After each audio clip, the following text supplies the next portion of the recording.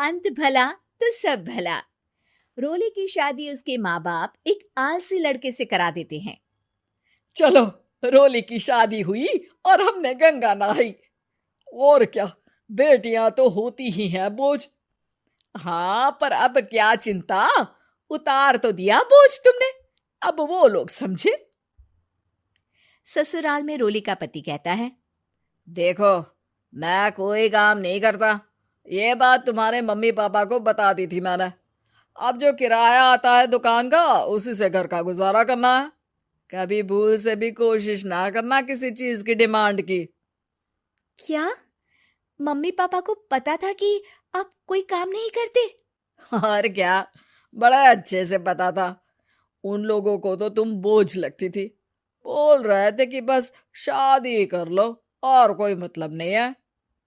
रोली को यह सुनकर बहुत गुस्सा आता है, लेकिन करती भी तो क्या, क्योंकि वो जानती थी कि उसके माता पिता ऐसे ही हैं। जैसे तैसे रोली दिन काट रही थी। रोली को एक प्यारी सी बेटी होती है। धीरे धीरे वो बड़ी होती है और उसके साथ उसकी जरूरतें भी बढ़ती जाती हैं। सुनिए जी, अब तो सिमी बड़ी हो रही है, उसका स्कूल में दाखिला कराना है।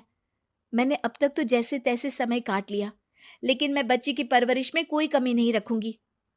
अरे क्या है यार, अब तो लगता है कोई ना कोई काम ढूंढना ही पड़ेगा। अब पति रोज काम की तलाश में जाता और बिना किसी काम के वापस आ जाता। रोली समझ जाती है कि पति के अंदर अब काम करने की क्षमता नहीं है। वो बेटी को उच्च शिक्षा देने के लिए कुछ करना चाहती थी, लेकिन करती तो क्या करती। एक दिन रोली की सहेली कहती है, रोली, मेरी कोई औलाद नहीं है। अगर तू मेरी औलाद को जन्म दे तो मैं तुझे तेरे मुंह मांगे पैसे दूंगी। अरे, तेरी औलाद को मैं कैसे जन्म दे सकती हूँ? सरोगेसी से। बच्चा मेरा और वैभव का ही होगा, लेकिन कोख तेरी होगी। ये संभव है रोली। रोली कुछ सोचकर कहती है, मुझे मंजूर है, लेकिन मैं इसका 2 लाख रुपया लूंगी। अरे कोई बात नहीं, मुझे मंजूर है। रोली खुश हो जाती है कि एक बच्चा पैदा करने का उसे 2 लाख रुपया मिलेगा। वो घर आकर पति को बताती है, वो भी खुश हो जाता है। अब क्या था, डॉक्टर के पास जाकर सहेली का बच्चा रोली की कोख में पलने लगता है। मुझे 20,000 चाहिए मेरे बेटी के एडमिशन के लिए। हाँ हाँ ठीक है, मैं उसके एडमिशन से लेकर सारे खर्चे उसके अकाउंट में डाल रही हूँ। रोली की बेटी का एडमिशन हो जाता है। रोली को लगता है कि वो अब सब कुछ ठीक कर देगी। दिन और महीने आगे बढ़ते हैं। अब एक दिन, एक बात कहूँ जी, काश इस बच्चे को मैं रख पाती। मैं अब इससे काफी जुड़ गई हूँ। अरे यार, पता नहीं किसका बच्चा है, अपने पास है ना अपनी मुन्नी। हाँ, लेकिन अब मैं भी इस बच्चे से जुड़ाव फील करने लगी हूँ। लेकिन मैं ये जानती हूँ कि ये मेरा बच्चा नहीं है। दोनों की जिंदगी ठीक चल रही थी, लेकिन कहते ना कि सुख का पल ज्यादा लंबा नहीं होता। एक दिन रोली की सहेली का फोन आता है। रोली, मुझे अब ये बच्चा नहीं चाहिए, मैं अपने पति को छोड़ रही हूँ। अरे लेकिन मुझे पैसों की जरूरत है, बच्चा तुम्हारा है, मैं क्या करूंगी? सहेली बिना कुछ बोले फोन काट देती है, फोन स्विच ऑफ कर देती है। लेकिन रोली के जीवन का तूफान यहीं नहीं रुकता। रोली, मैं इतना भार नहीं उठा सकता।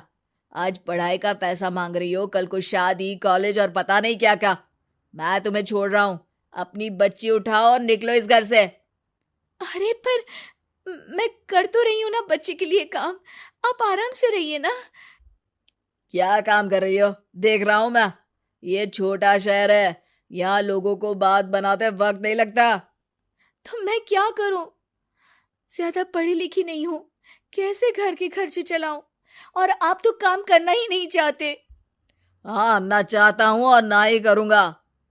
रोली को पति की बात पर काफी गुस्सा आ जाता है। ठीक है, अगर मेरे जीवन में संघर्ष ही लिखा है तो वही सही। इस वक्त पति होने के नाते आपको मेरा साथ देना चाहिए था, लेकिन नहीं, आपने तो इस हाल में मुझे घर से बाहर निकालने की बात कह डाली। देखो, ये सारी फालतू की बातों के लिए वक्त नहीं है मेरे पास। रोली, जिसकी कोख में किसी और का बच्चा था और साथ छोटी सी बेटी, पति का घर छोड़कर रास्ते पर आ जाती है। रोली के पास मायके के सिवा दूसरा कोई रास्ता नहीं होता। अरे रोली कैसी है? कितने दिनों के लिए आई है? हमेशा के लिए माँ। वो माँ को सारी बात बता देती है। ओए लड़की, इतनी हिम्मत का काम कर लिया। अरे ना ना, यहाँ कोई जगह नहीं है। तुम तो अपना बोरिया बिस्तर उठाओ और निकलो यहाँ से। रोली के पास अब मायके का रास्ता भी नहीं बचता। वो चुपचाप बच्ची को लेकर जा रही थी कि उसे दर्द होता है और वो डॉक्टर के पास चली जाती है और फिर वहां वो एक प्यारे से बेटे को जन्म देती है। कितना प्यारा है, कितने अभागे हैं इसके माँ बाप जो इसके पैदा होने पर भी नहीं है। तभी वहां डॉक्टर आ जाती है। रोली, बच्चे के पिता तुमसे मिलना चाहते हैं। आपका बहुत बहुत शुक्रिया। मैं इस बच्चे को पालूंगा, भले ही इसकी माँ ने इसे छोड़ दिया हो, पर मैं अपनी जिम्मेदारी निभाऊंगा। तो क्या आप मुझे इसके पैदा करने के लिए जिन पैसों की बात हुई थी वो भी देंगे? हाँ, और साथ ही आप चाहें तो मेरे घर में रहकर मेरे बच्चे की देखभाल भी कर सकती हैं। मैं उसके लिए आपको सैलरी दे दिया करूंगा। रोली को लगता है कि जैसे भगवान ने उसके लिए सुकून का रास्ता खोल दिया। वो अब मुकेश के साथ उसके घर चली जाती है, जहां रहकर वो उस बच्चे की देखरेख करती है। अब मुकेश के घर को रोली अच्छे से संभाल लेती है। उसके लिए खाना बनाने से लेकर बच्चों की देखभाल और घर की देखरेख। धीरे धीरे मुकेश को रोली से प्यार हो जाता है। रोली, तुम्हारी बेटी और मेरा बेटा बिल्कुल भाई बहन की तरह साथ रहते हैं। हाँ, आखिर है तो एक ही कोख के बच्चे, अटैचमेंट तो होगा ही ना। रोली, तुमने घर और मुझे दोनों को संभाल लिया। ये तो मेरा काम है। आपने भी तो मुझे छत दी जिससे मैं अपनी बेटी की पढ़ाई और भविष्य के लिए पैसे जोड़ सकूं। अब रोली, क्या तुम मुझसे शादी करोगी? अब मैं जानता हूं तुम्हारी भी शादी कुछ खास अच्छी नहीं रही। रोली को मुकेश की बात ठीक लगती है। वो उसे हाँ बोलने की सोच ही रही होती है कि उसके पहले पति का फोन आ जाता है। रोली, मैं बहुत परेशान हूं। मेरा एक्सीडेंट हो गया है। मैं चाहता हूं तुम वापस आ जाओ। रोली को पुराने पति की चिंता होने लगती है। वो सोचती है कि वो क्या कर रही थी। हाँ ठीक है, मैं आ रही हूं। हाँ रोली, आ जाओ, लेकिन बच्ची को कहीं हॉस्टल में छोड़कर आना, क्योंकि मैं नहीं चाहता कि हम लोगों के बीच फिर से वो सारी बातें हो। रोली को समझ आ जाता है कि पति आज भी सुधरा नहीं है। वो पति के पास जाने से इनकार कर मुकेश को हाँ कर देती है। शिल्पा की आदतें ठीक नहीं थी। वो ना बोलने से पहले कुछ सोचती और ना ही कुछ करने में। उसकी इस आदत से सभी परेशान रहते। बहन, घर पर मेहमान आए हैं और शक्कर खत्म है, थोड़ी शक्कर दे दो, मैं बाजार जाऊंगी तो ले आऊंगी।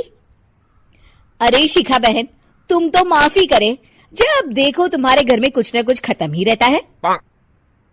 अरे शिल्पा, चिल्ला क्यों रही हो? कहा ना घर में मेहमान बैठे हैं, सुन लेंगे।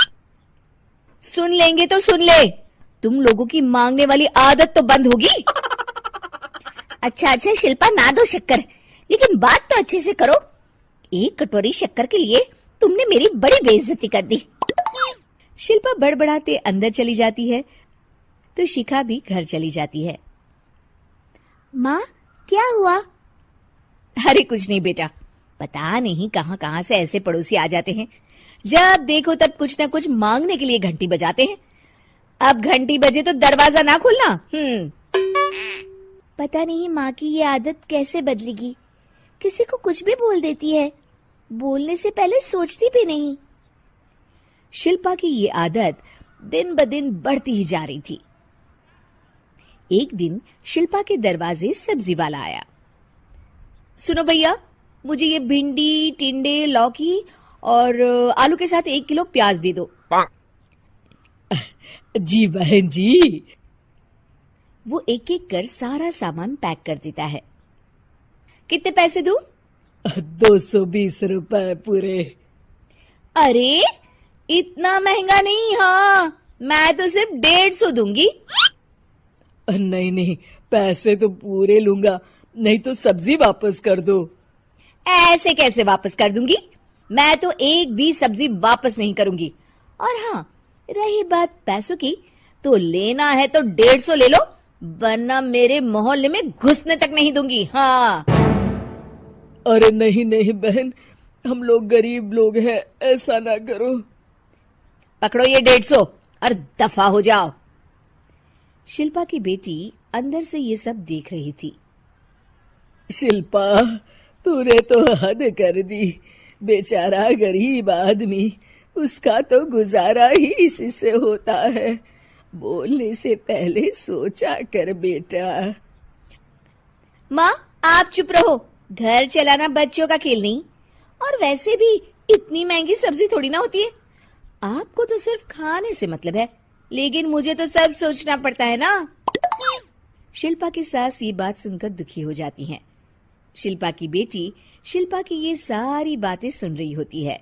शिल्पा की बेटी एक दिन माँ से कहती है, माँ, ओ माँ, जरा यहाँ तो आना। ओहो, क्या हुआ?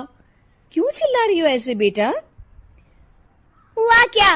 ये देखिए मेरी स्कूल की ड्रेस कितनी गंदी हो गई है, इसे कौन धोएगा? लेकिन ये तो साफ है बेटा, मैंने अपने हाथ से खुद साफ किया है। माँ, ये ड्रेस इतनी गंदी है कि मैं इसे पहन ही नहीं सकती। चलो, मुझे बाजार से नई दिलाओ। शिल्पा दुखी हो जाती है और वहां से चली जाती है कि तभी सामने उसकी सास मिल जाती है। शिल्पा, अरे ओ शिल्पा, ये क्या सब्जी बनाई है? ऐसे भी कोई सब्जी बनाता है? शिल्पा सास की इस हरकत से सख्ते में आ जाती है। अरे माँ को तो मैं जो बना दूं उन्हें वो पसंद आ जाता था, फिर आज वो ऐसा व्यवहार क्यों कर रही हैं? शिल्पा कुछ समझ पाती कि थोड़ी ही देर में उसका पति आ जाता है। अरे शिल्पा, ये क्या है? क्या हुआ आपको? ये मेरी अलमारी पूरी अस्त व्यस्त है, तुमसे कोई काम नहीं होता है। सारा दिन पता नहीं क्या करती रहती हो। अरे मैंने तो सारी अलमारी साफ रखी है। इसे तुम साफ कहती हो? ये तो पूरा कूड़ादान लग रही है। शिल्पा परेशान हो जाती है और समझ नहीं पाती है कि उसके साथ क्या हो रहा है। शिल्पा अकेले कमरे में जाती है और जोर जोर से रोने लगती है। तभी वहां उसका पति, सास और बेटी आ जाते हैं। शिल्पा उन लोगों को देखकर और जोर जोर से रोने लगती है।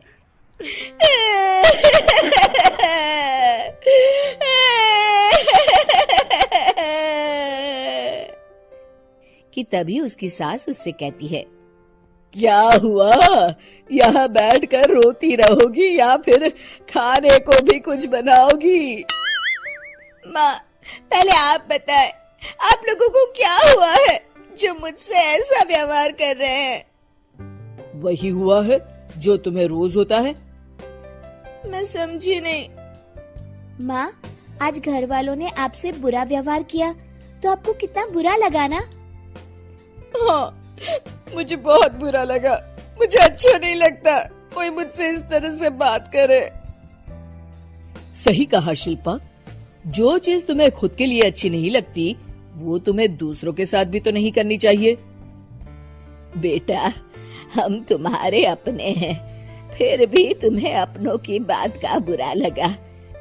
लेकिन सोचो, जिन बाहर के लोगों से तुम ऐसा व्यवहार करती हो उन्हें कैसा लगता होगा।